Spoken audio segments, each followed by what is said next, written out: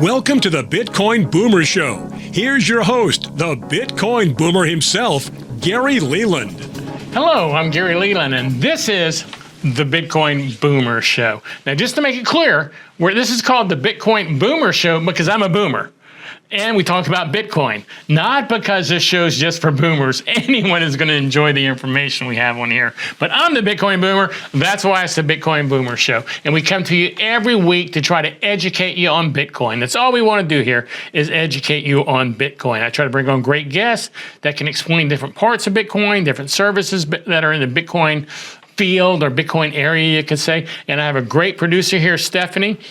Stephanie produces my show every week, and I like to get a little question or two here from the peanut gallery. She's my only peanut gallery here. I have one my producer. Steph, you pull all the information for the interviews and get together with Joe, in this case, before the show starts. Was there anything about when you discovered that you thought was interesting or want me to ask or anything? Try to get my input from her. Yeah, so his ex profile references a web page for his own personal site, and there was a plane on there. It looked like his plane. It might not be. So I'm just curious about the plane. And it's kind of cool to have another Unchained person come on because I know we've had a small handful. So it's always good to have them back and learn more. Yeah, and you're right. I didn't even see the plane until you told me about the plane, and I looked, and yeah, we're definitely going to find out about the plane. And you're correct. I think we've had almost all the crew, all the early crew from Unchained on, except maybe Violet or Velvet. I always get her name confused. I should be embarrassed, but she knows I'm going to screw up. So sorry about that. But it is great to have Joe on the show and another Unchained person. Remember to share this show with your friends. We want to get as many people educated about Bitcoin as we can get educated about Bitcoin.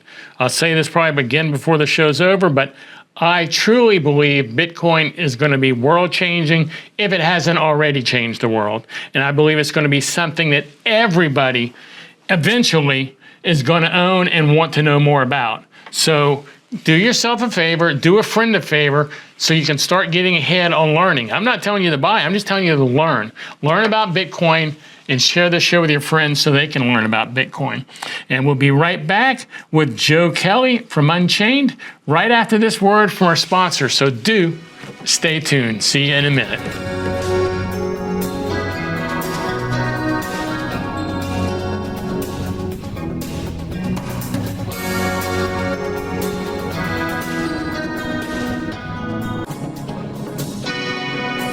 And welcome back to the Bitcoin Boomer Show. We've got an exciting show today. As I said earlier, we have Joe Kelly from Unchained, a great guy. We have some things in common in art and other things. So instead of wasting any time, let's bring Joe on the show right away. Joe, welcome to the show. I appreciate your time. How are you doing today? I'm great. It's an awesome day. And you're down in Austin, for those who don't know you. And yep. And before we get going, how about real quickly just give us a short bio of who is Joe Kelly, just so people can know a little bit about you. So I was born in Anchorage, Alaska. My parents had been up there for a couple decades before having me. And after unfortunately losing my mom to cancer when I was a teenager, my dad, sister, and I took off sailing, lived on a boat for a couple of years.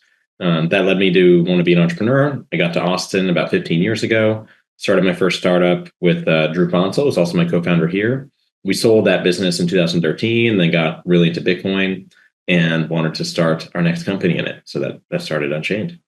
So I like Drew a lot. I love Drew. He was actually one of the first Bitcoiners I met, back in 2017. Yeah, I'd been in Bitcoin about a month, went to Austin. They used to have the Texas Bitcoin conference there. Yes. Had more crypto than they did Bitcoin at that conference. But I met Drew. I was just walking around and I met Drew and he started telling me, and I didn't know jack about Bitcoin. I was trying to learn Bitcoin is why I came. And I always felt he was so nice, taking so much time with a pleb, that he was like not going to get out of here. You don't know anything. He was like trying to explain what you guys did. I didn't know y'all were partners in another business before you did Unchained. Yeah, that's right. That business was in data analytics. It led to both of us dropping out of UT at the time, but we were in different programs. And yeah, it was a 4-year journey with that company. It was kind of during that era of big data, as a bunch of new technologies were coming online, things that were technically still, or novel distributed systems, or keeping data consistent across a bunch of different machines in a cloud computing setting. So it's actually a nice primer for Dhruv and myself somewhat, but especially Dhruv. I mean, it's funny that Dhruv was kind of, I like to call him my Sherpa up the Bitcoin mountain. So interesting that he maybe played a similar role for you. And so yeah, we got along very well, worked together well at that company, became good friends. So we're close personally and professionally. And been part of just that experience, the opportunity to work again together, and Dhruv's appreciation again coming out of looking at what are the hard problems in distributed systems and how does Bitcoin solve that in a novel and unique way. Really, I primed us well to kind of understand it and work on it. Well, you guys have a good relationship, obviously, and are both good guys. But mostly everybody I've met at Unchained, I feel like, is a pretty good guy. I mean, I really do. I have so many friends, I feel like, that either work at Unchained or have worked at Unchained. People, I mean, I think that's sometimes you might say the founders help set the culture or things like that. So maybe we have some influence on that. And I'm just kind of a people first entrepreneur and leader. Dhruv might be maybe a product first person, although don't take anything away from his empathy and heart for people too. So yeah, some of my mindset's kind of if the business doesn't work out, as long as the people were taken care of, or had the opportunity to grow in their careers, then that was a success. So even if like the financial outcome of Unchained isn't awesome, I think there's ways we can make our own dent in the universe, thanks to Bitcoin in our market and the people that are here. But yeah, it's something like that orienting principle of how our people are treated, how their impact here is felt and like recognized, that does build a good, healthy culture, I think, and like attracts like.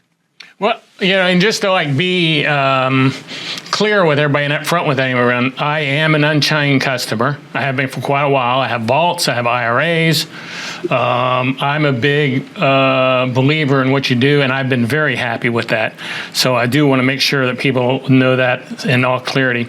How did you guys decide to go from what you were doing in your last business to picking Bitcoin? Because that's kind of a different move, I would think. How did that come to being? If there's if your memory serves you on that, because I know it's been a while now. No, yeah, for sure. And I mean, there were a couple things going on in that decision. One was we had I joke, but it's pretty it's serious still. We had, for our first time in our lives after the acquisition, money we could afford to lose, or some money we could spend on Bitcoin, or kind of take a flyer on this what seemed at the time a speculative asset, maybe a new technology, maybe something that could grow or have an investment case behind it. But we were still, I think, part of that. I think there's ways you can watch almost the eras of Bitcoin and a generalization you can make based on almost the demographic or the type of population that gets in parts of these cycles. And pre-2013 and 2012, that was a very cyberpunk era, or cyberpunk and more deeper technology, deeper security engineer type people and cryptographers were getting into Bitcoin. But by 2013, that's when I'd say more of kind of a Silicon Valley tech entrepreneur kind of cohort came through to it, and that I was definitely part of that wave with Dhruv. In the later waves, I think you can see in 2017 and 2020 was a very Wall Street, cavalry kind of arrival into the space. So each hype cycle, I think, brings in its own demographic. So Dhruv and I are part of that 2013 era, tech bro demographic, perhaps. And I'd say when it came to the decision to start Unchained, we were looking for the things that we could leverage from our first business that we thought help make us successful. One thing in which, for instance, was picking a good market, picking a growing market. Having started almost the best decision we made at that business was starting a big data company in 2009. So just as big data and cloud computing and Amazon Web Services, all that stuff was just kind of coming out, and that was then became a feast for large enterprise businesses that needed solutions, needed to acquire companies, needed to find ways to manage their own data better. So that was something we learned. So okay, if we want to do something that has legs and can succeed as a business, let's make sure we plant a flag or find a wave that is sufficiently large and we can see into the future doing well.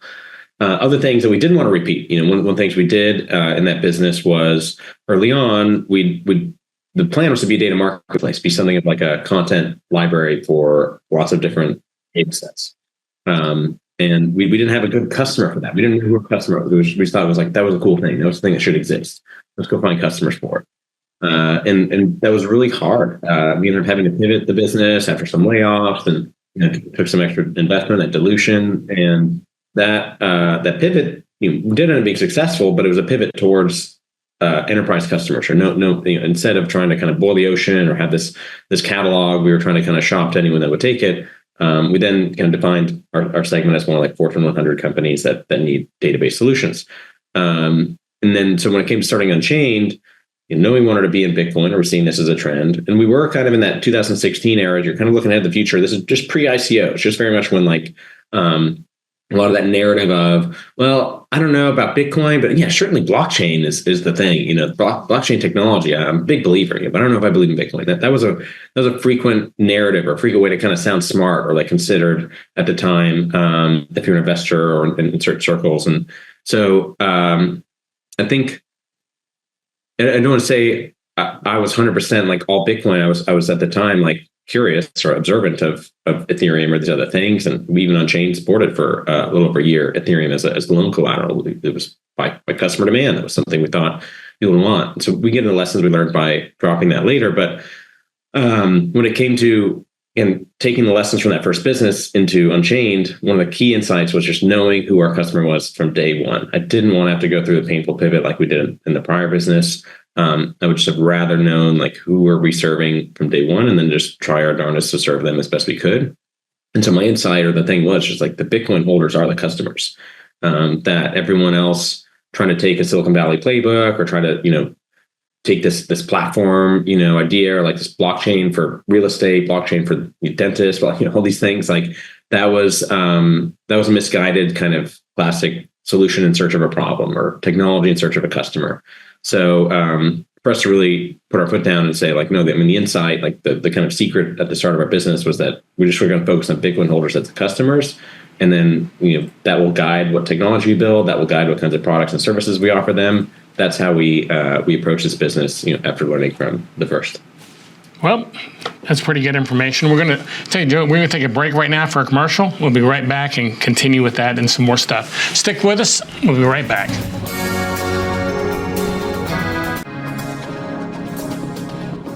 And welcome back to the Bitcoin Boomer Show. I'm your host, Gary Leland. And before we bring Joe back, I do want to ask you to please think about sharing this show with a friend. If you know anyone you think would benefit from this information, please share this with them. You're doing them a favor.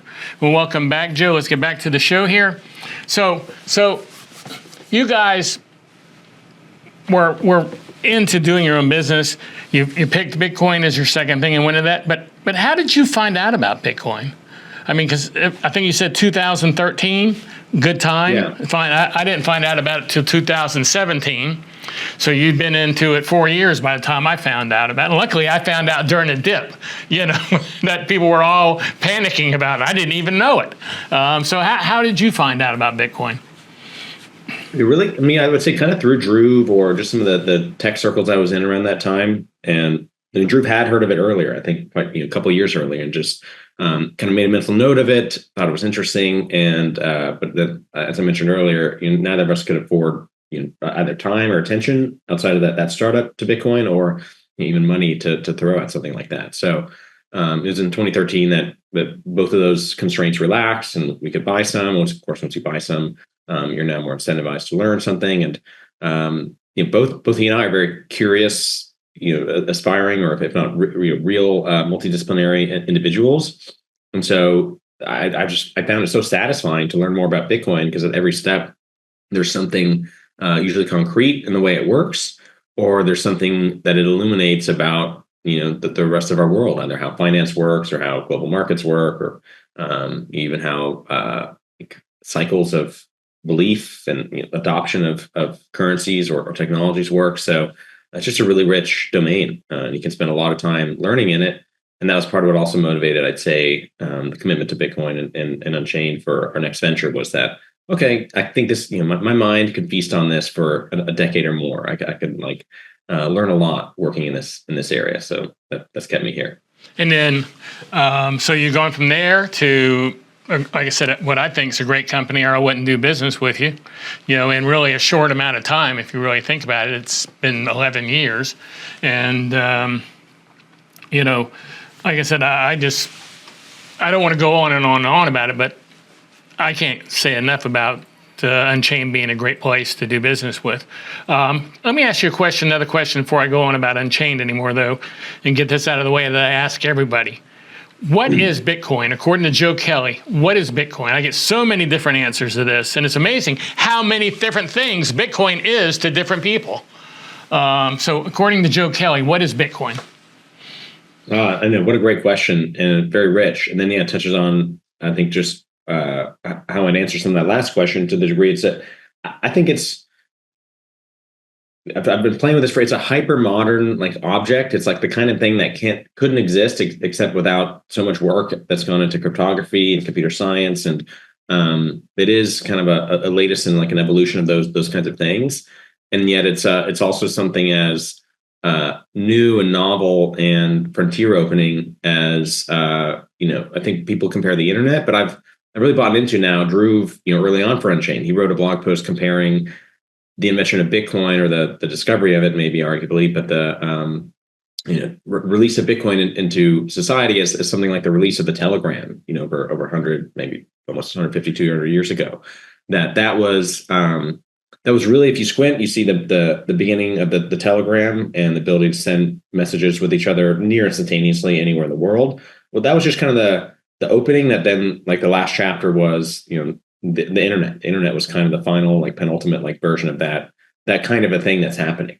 And then what Bitcoin is it's really this kind of dawn of a way of transacting value with each other near instantaneously, but in a way that's digital and scarce and has all the great monetary properties, much more than gold, and is a kind of more truly digitally native currency. So it's almost his idea was not to compare it as so little of a thing as the dawning of the internet, but it's something as huge and long ranging in its effects as the dawning of the telegram and that kind of instantaneous communication. So that's my answer for today. That's a good answer. I have not had that answer so far. So like I said, I get different answers all the time.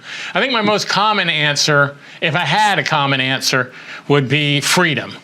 People throw out that one word, and then I have to get them to go into it a little bit more. But hey, y'all, something else I saw that I hate to say it, I'm not that familiar with, I have heard of it, is that you're on the board of the Texas Bitcoin Foundation. Could you tell us about that real quick? Happily, yeah. So I don't know if you've met Natalie Smolenski. Yes. She's probably largely in the Dallas area, so she'll be a great guest sometime. But so she started this foundation. She's the executive director. It was a couple of years ago. Invited me and a couple other board members. That includes Turdemeister, Ovik Roy, and Dan Hughes.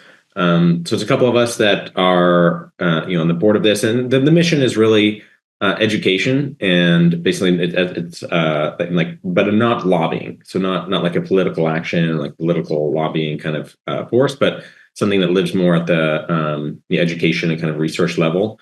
And then it does, it's behind, as you see on this page, the Satoshi Papers.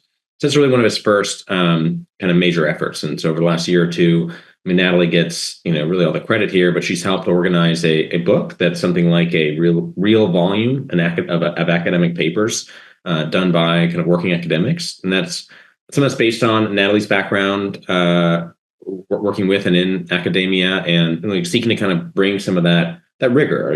Not all academic institutions, or I think there's a lot of good that comes out of them, even for all the ways we might complain or critique them these days.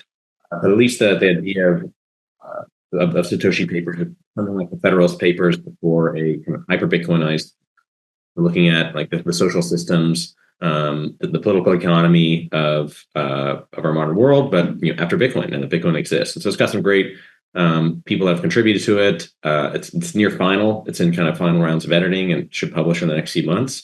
So yeah, it's been a fun journey. After that, we'll be doing a lot of our focus will be on events and promotion of the Satoshi papers, and then we hope to raise more money and work on more educational efforts. Well, I need to be more familiar with that. Probably need to try to get involved or help that out sometime. I like Natalie. She's a great person. I probably need to contact her actually to speak at BitBlock Boom this year, because I've never had her speak there. I made myself a note while you were talking to contact her. So, and speaking about BitBlock Boom, I do want to announce that Unchained is our platinum sponsor again this year for our 8th year, and we're excited to have you back. Like I said, I like having you there because I do business, and I like to have people represented there that I know that that I at least feel comfortable with recommending them to it. Real quick, do y'all have you watched that show that on HBO about Satoshi Nakamoto? No, the one that identifies Peter Todd. Yeah. Not yet. I had someone yesterday tell me on the phone, my wife's friend was wanting to find out about Bitcoin. She goes, I find it fascinating who this Satoshi Nakamoto is, and that they figured out who it was. And I started laughing. Let me ask you, do you think Peter Todd is Satoshi Nakamoto? Which he'd been 14, I guess, at the time. And not saying a 14-year-old couldn't figure it out, but what do you think? I think he's a brilliant man. I think he's capable, and I spent a little time with him actually at a conference just recently. But that, and I will credit him too with being a very good sport about people teasing or joking with him as if you're Satoshi. I think it's high praise, right, for somebody to be able to be at that kind of tier of engineer, thinker, kind of a thing. So kudos to him, but I really don't think he's Satoshi. Yeah, I have to agree. I don't. Not that I know who is, and probably ever will. I feel at this point that we're never going to know who Satoshi is, but. I found it really weird that he picked that out of there, because everybody I've talked to that has met him or has known him doesn't think that he is. Hey, we're going to take another break, and we'll be right back after this word from our sponsor. Please stay tuned. And like I said, tell your friends about this show. We'll see you in a minute.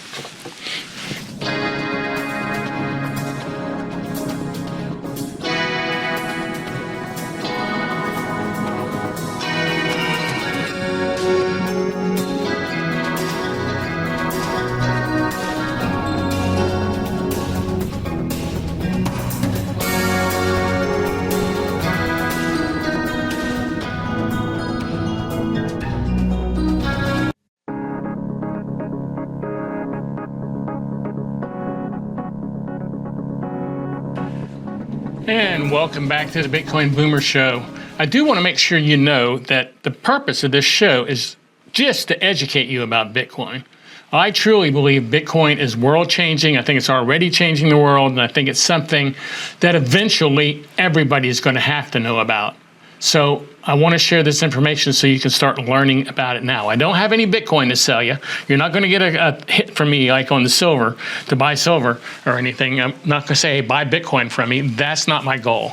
My goal is to bring on great guests like we have today with Joe and to educate you about Bitcoin. Now, welcome back to the show, Joe. I want to go into Unchained a little bit real quick now, because you have quite a few services you offer, and quite a few of them that I use or have used in the past.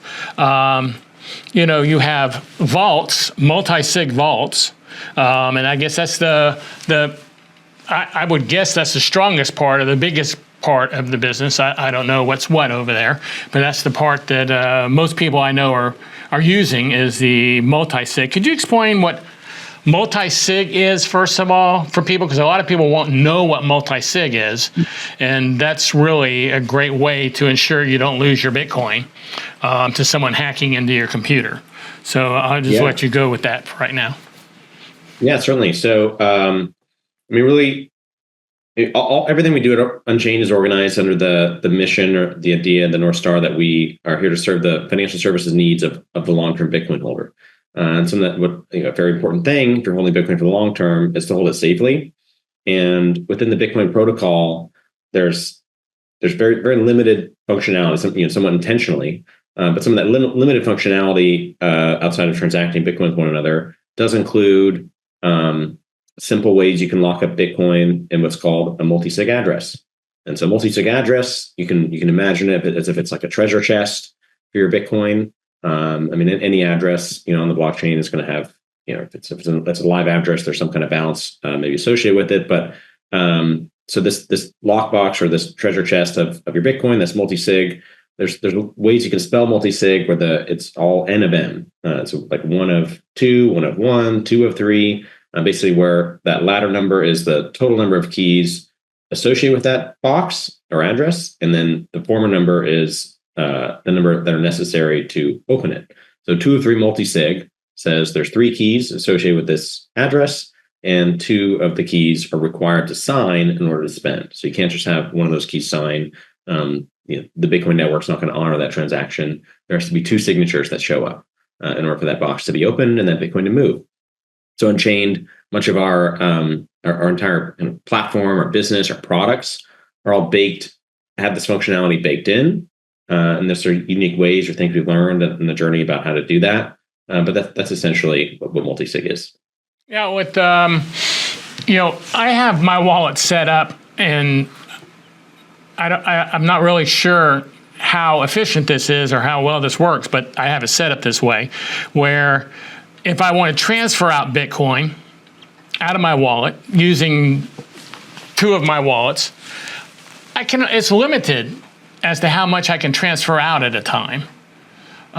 So I guess basically someone couldn't make me transfer all of my Bitcoin holdings at one time, since I could only transfer, I think, 5% at a time. Is that pretty much, I don't know if efficient is the word, but a pretty strong piece of protection from the $5 wrench attack? Yeah, I think that's one way you can kind of perhaps set some limits that don't have you kind of under duress or in your scenario sweeping all of the funds at once. Adding some of that kind of constraints to the type of transaction that can spend Bitcoin from that address, that's definitely one mitigant.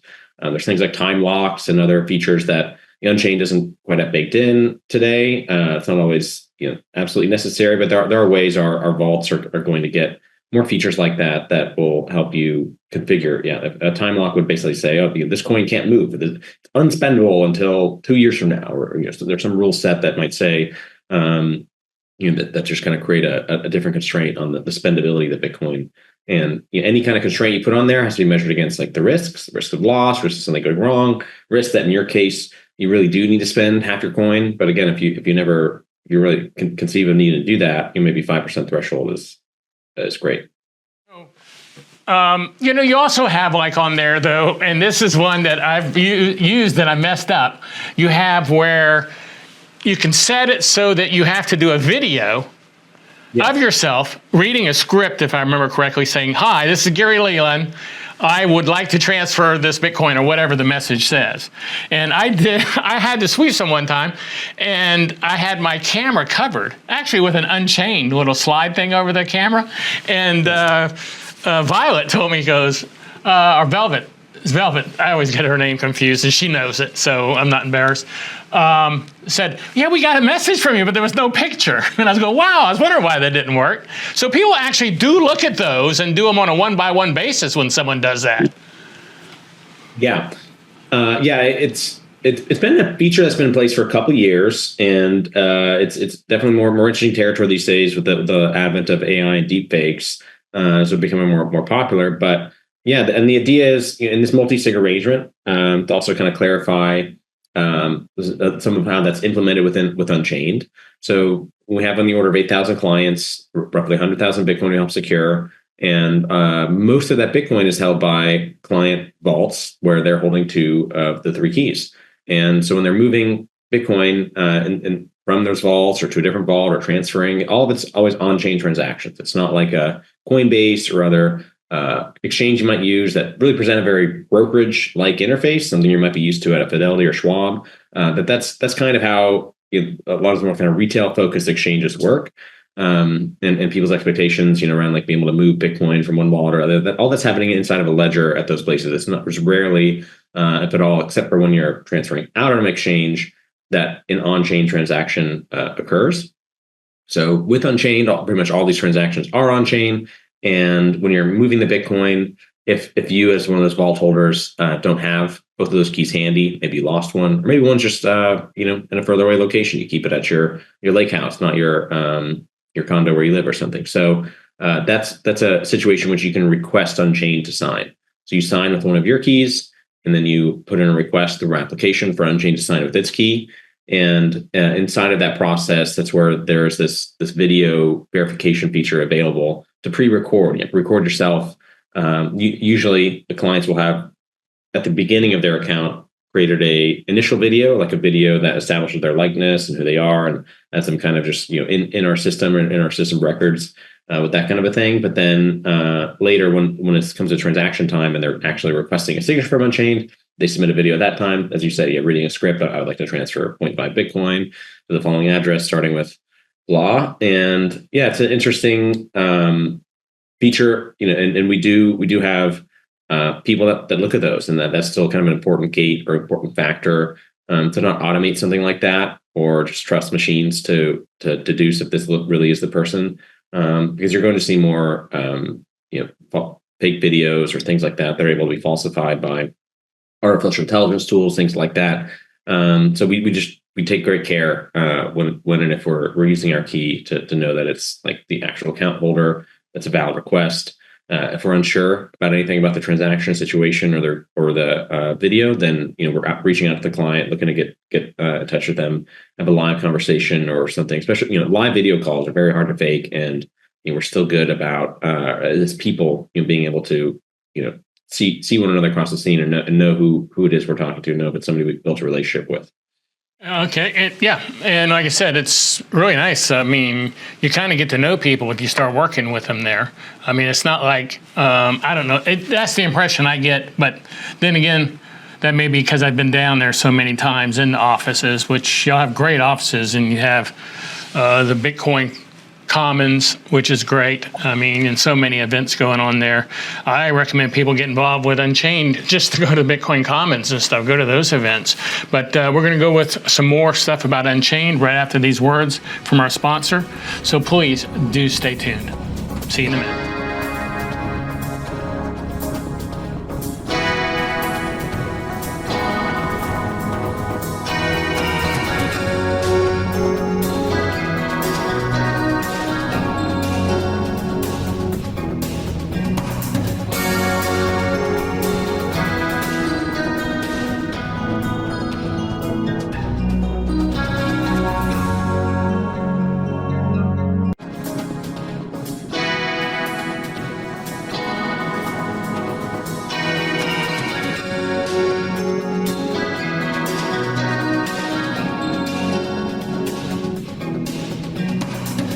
Welcome back to the show. Today we're talking with Joe from Unchained Capital. Joe, do y'all go by Unchained more now or still Unchained Capital? I never know. Every time I say that one way or another, I go, am I saying it right? Well, we do go by Unchained more, or since acquiring the domain and some of our rebrand have tried to simplify. It's funny. I mean, there's ways Unchained Capital gets confused with, or used to get confused. The feedback would be that it sounds like a fund. I mean, we're not a fund.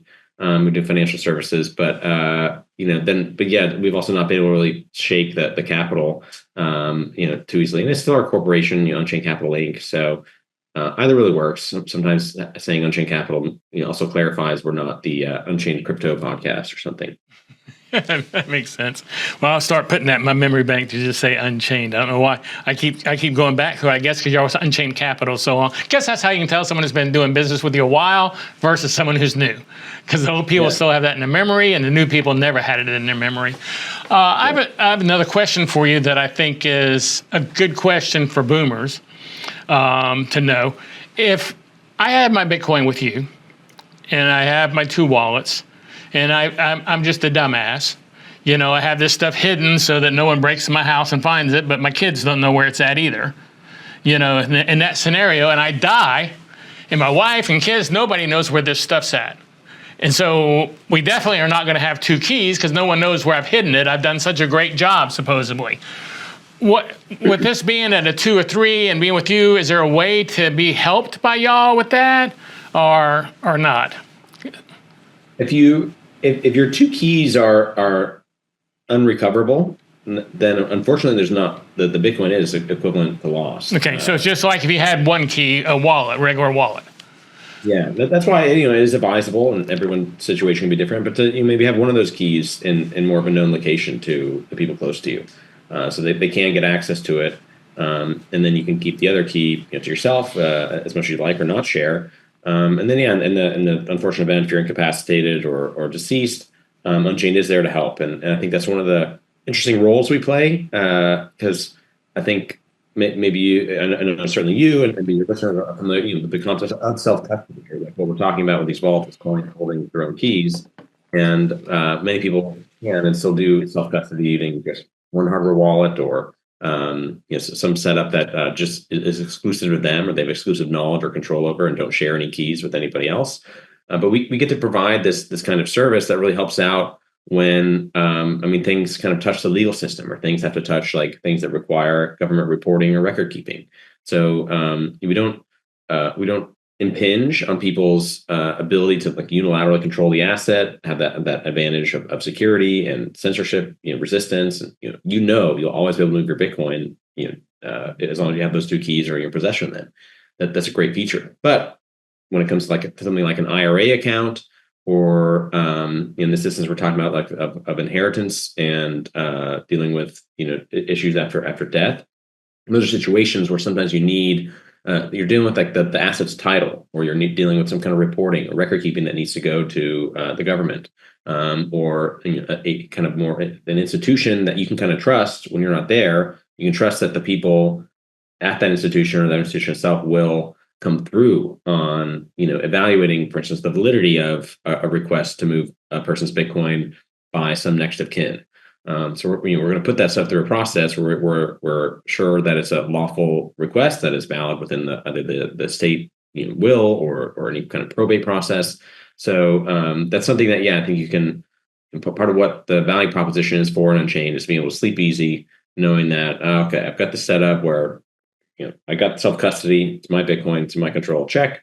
And something were to happen to me, I've told my spouse, my partner, or a kid or family member how to get to one of the keys and work with Unchained to access the Bitcoin. So if they had 1 key instead of both keys, they're going to have to know how to get in touch with you, and would they have to prove I'm dead? Yeah. Yes. I mean, depending, and we'll have some more features that make this like baked into the account structure over time. But you can think about it like in our IRA accounts, for instance, you already have like a beneficiary a designation, just like with a Schwab or typical brokerage account. You designate these beneficiaries in it, and so you can kind of do that in our case. And I don't have 100% of the details, but essentially, the next of kin or that beneficiary can come if they prove that the person's dead or deceased, and everything else checks out about who they are and their match to this beneficiary or their rights to be able to provide instructions as to what should happen with those assets. Then we'll comply. And so it kind of brings that little bit that convenience that is there in these scenarios of like a Schwab IRA account that is left to some next of kin. Schwab's going to be the party that has to administer that. We don't control the coin. We can't move it ourselves. We can't supply a signature, and sometimes that's enough. Okay. And then something that you've also mentioned, you went in to mention like traditional finance. I want to make sure people know Unchained does offer Bitcoin IRAs, which I have some myself. And to me, now, I know those are available in Roth. Are they just regular too, or only in Roths? Great question. I think Roth. Yeah, that's what I thought, but I thought I could be wrong, so I kind of was looking for clarification on that. But to me, at my age, to buy a Roth IRA, how much can appreciate, before I die. When you're 20, it makes a lot more sense. But with Bitcoin, it makes a lot of sense. If you're just buying Exxon, having Exxon in there in your Roth, it's not going to make much sense. But with Bitcoin, it can make a lot of sense, to have it in a Roth. And I think that's the best example for a Roth for someone who's over 70. Yeah, for an asset that could see another 10x appreciation in the next 5 to 10 years, it's still a great way to bundle in some tax savings at the same time you're acquiring Bitcoin. Now, we only got 3 minutes left, so I'm going to go to this now, and then we may talk some more. It's according to how long this takes. But where can people follow you? Let's get that out of the way and follow and then find out about Unchained and stuff like that. Yeah. Well, I mean, Unchained.com is our website for the company, and we're on Twitter or X, X formerly known as Twitter, at Unchained.com. And myself personally, I'm also on X at Joseph Kelly. Feel free to find me there, at me, or email me, joe@unchained.com. And we'd love to serve you, love to help. If there's anything we can do, feel free to reach out. And then this is something I saw that I want to know about then is you're a pilot? Is that right? Yeah. Because I saw a plane on your site. Yeah, heck yeah. So I've been a pilot for 10 years. Another thing I took up after we sold that first business in 2013. I started taking flying lessons, and I actually got a small plane. My father lived in northern Mexico for about 10 years, and so I was taking the plane down there to see him. It's actually a much more convenient way to get to him because he's in some kind of a remote spot versus commercial flights down there. Yeah, that would be a much better way to go see him if it's close. My wife and I went up to Arkansas to go fly fishing in a small plane that a friend of ours had. First time I'd ever been in a small plane. And while it was a new experience, it was way cool. Much better than going through the routine of going through TSA and doing all that stuff and getting on a plane. And actually, even though the plane moves slower than a commercial jet, it's really not a lot longer. By the time you say, I got to get there an hour, 2 hours early, I got to get my luggage, blah, blah, blah. So we really enjoyed the plane. And now we're going to start, he told us we could find the airport and that people would take us places if we paid for the fuel. Because they got to get that flying time in, and fuel is expensive. And so if they're not doing anything, they might give us a flight, for fuel, and we can rent a car there and do what we got to do and come back. So I think next time I go to Austin, I'm going to check that out, because that's a nightmare getting to where you're at, dude. I don't know how you live down there in Austin with the traffic. They did not plan that traffic out properly, but I know you had nothing to do with that. But Joe, I do appreciate you coming on the show. I'm sorry I go from subject to subject kind of in a weird order, but I get to where I'm going. And is there nothing else you want to say before we get out of here? No, it's great, Gary. Great to spend time with you. Yeah, I enjoyed it. I look forward to seeing you at BitBlock Boom, and I'm sure I'll see you before then somewhere, if not in Austin, somewhere else. Thanks, Joe. I appreciate it. That's good. See you. And everybody else, will be right back after this word from our sponsor.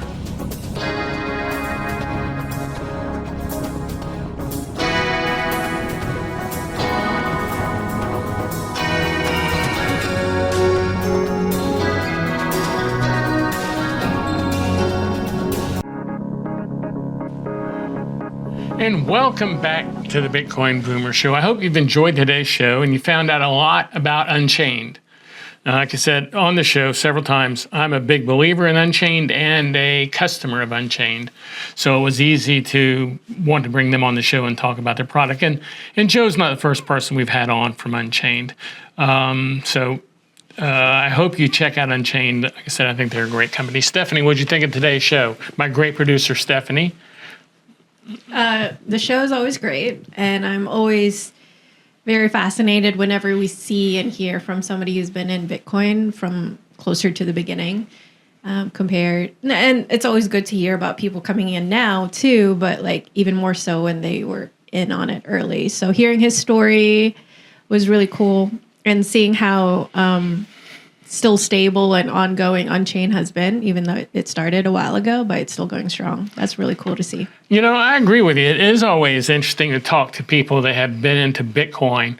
Well, in Joe's case, since 2013. We've had some people who've been there from almost the beginning on the show, and they have a different perspective on Bitcoin than I think people who are getting into it, especially people who are getting into it at the moment.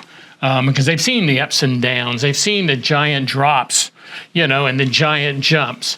But it was great having Joe on the show. And as I say, This show is just to educate you. I have no Bitcoin to sell you. I'm not going to sell you any. So please, you can feel comfortable recommending our show to your friends. I do want to tell you about a couple of things before we go, though. I want to make sure you know about BitBlock Boom. That's the Bitcoin conference I do in Dallas, Texas. We're celebrating our 8th year. So please check out bitblockboom.com. Our next event is in April 3rd, 4th, 5th, and 6th of next year. Of course, next year. Can't be last year. So please check out bitblockboom.com. Also want to make sure you know about our meetup group. That's meetup.com/bitblockboom. We meet in Dallas. Usually we try to meet once a month, meetup.com/bitblockboom. And a bunch of people, 30, 40 people normally show up and we talk about Bitcoin, eat barbecue, have a drink, whatever. So do check out meetup.com/bitblockboom. Now, I've also written the book, if you're not familiar with my book, Bitcoin and the American Dream. It's a great book. 7 of us met for a week, stayed in an Airbnb for a week in Austin, Texas, and wrote this book in a week. It's a great book, 30-minute read. It's a great book to buy if you want to share Bitcoin with someone, because you can read it on a flight. Hey, I do appreciate you watching today's show, and please join us next week for the next Bitcoin Boomer Show. And remember to stack those sats. See you later.